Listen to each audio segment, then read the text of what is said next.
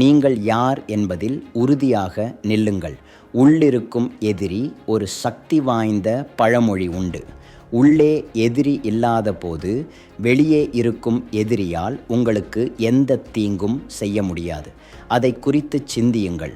உங்கள் மனதில் சந்தேகம் குடியேற நீங்கள் அனுமதிக்க மறுக்கும்போது வெளி உலகத்திலிருந்து வரும் எந்த சந்தேகமும் உங்களை கட்டுப்படுத்த முடியாது. நீங்கள் ஒரு வலிமையான மனதை உருவாக்கும்போது எந்த கருத்துக்கும், எந்த தீர்ப்புக்கும், எந்த விமர்சனத்திற்கும் உங்களை வீழ்த்தும் சக்தி இல்லை. நீங்கள் உங்களை உண்மையாக நம்பும் அந்த நொடியில் வேறு யாரிடமிருந்தும் உங்களுக்கு அனுமதி தேவையில்லை. ஏனென்றால் உண்மை எளிமையானது. நீங்கள் யாராக ஆகப் போகிறீர்கள் என்பதை மற்றவர்கள் தீர்மானிப்பதில்லை. அதை நீங்கள் மட்டுமே தீர்மானிக்கிறீர்கள். மற்றவர்களின் கருத்துக்கள் உங்கள் எதிர்காலத்தை வடிவமைக்க வேண்டுமா அல்லது நீங்களே உங்கள் விதியை உருவாக்க வேண்டுமா என்பதை நீங்கள் மட்டுமே தேர்வு செய்ய முடியும். எந்த ஒரு மனிதனும் எதிர்கொள்ளும் மிகப்பெரிய தடை வாய்ப்பின்மை அல்ல, வளங்களின் பற்றாக்குறை அல்ல, ஆதரவின்மை கூட அல்ல. மிகப்பெரிய தடை உள்ளிருக்கும் எதிரிதான்.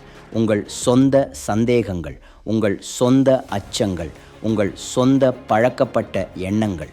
ஆம், உங்கள் கனவை வாழ விரும்பினால் நீங்கள் போராட வேண்டியிருக்கும். நீங்கள் வெளி எதிரிகளுடன் போராடுவீர்கள். உங்களை நம்பாதவர்கள், உங்களை குறைத்து மதிப்பிடுபவர்கள், உங்களை வீழ்த்த முயற்சிப்பவர்கள்.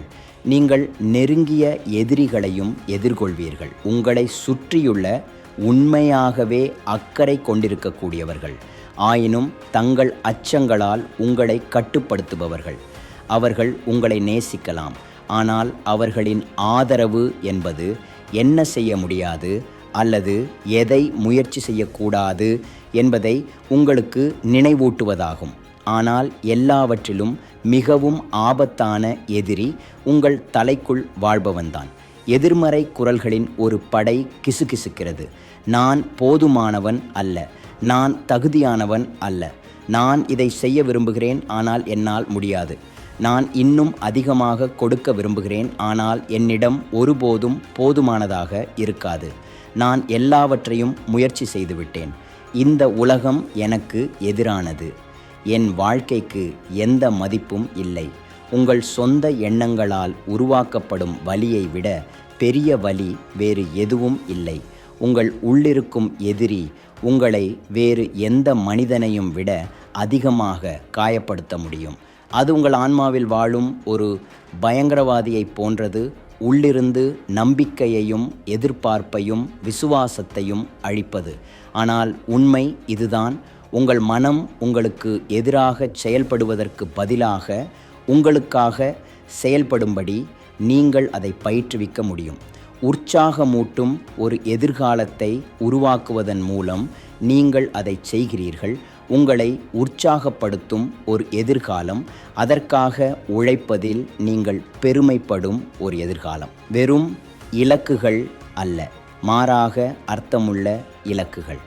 ஒவ்வொரு காலையிலும் உங்களை படுக்கையிலிருந்து எழுப்பும் இலக்குகள், ஒரு ஆழமான நோக்கத்துடன் இணைக்கப்பட்ட இலக்குகள்.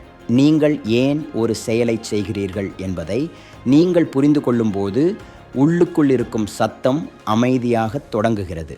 உங்கள் தகுதியை பற்றி நீங்கள் கேள்வி கேட்பதை நிறுத்துகிறீர்கள். ஏனென்றால் நீங்கள் போதுமானவர் என்பதை நீங்கள் உணர்கிறீர்கள். ஆனால் இதற்கு அர்ப்பணிப்பு தேவை, தினசரி அர்ப்பணிப்பு. உங்கள் வாழ்க்கையில் உங்களை சோர்வடையச் செய்யும் ஒன்றை நீக்கிவிட்டு அதற்கு பதிலாக உங்கள் மீது தினசரி வேலை செய்யுங்கள். உங்கள் மனம், உங்கள் பழக்க வழக்கங்கள், உங்கள் வளர்ச்சி, உங்களை நீங்களே வலுப்படுத்திக் கொள்ளுங்கள். உங்கள் எண்ணங்களுக்கு பயிற்சி அளியுங்கள்.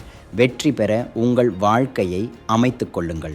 உங்களுக்குள் எந்த எதிரியும் இல்லாத போது வெளியில் உள்ள எந்த எதிரியும் உங்களை ஒருபோதும் தடுக்க முடியாது. நீங்கள் யார் என்பதில் உறுதியாக நில்லுங்கள். ஜெய் ஹிந்த்.